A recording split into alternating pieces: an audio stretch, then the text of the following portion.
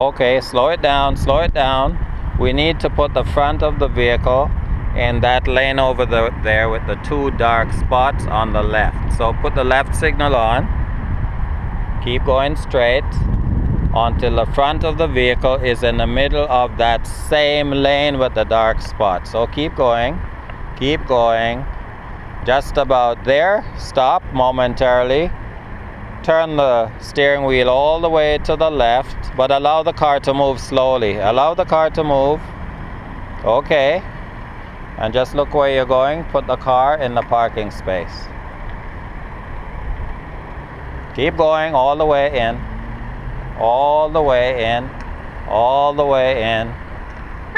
Keep going. Keep going. Keep going. Don't do that. Don't not turn the wheel. You're just messing it up now. You wait until the car is straight.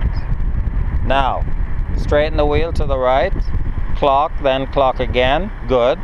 Then go forward. Keep going all the way in. That's perfect. Apply the parking brake. Place the gear selector to park. And that's it. You're done. And that's a perfect one. See, you're in the center of the lane on either side. You're pretty good, okay? That's it.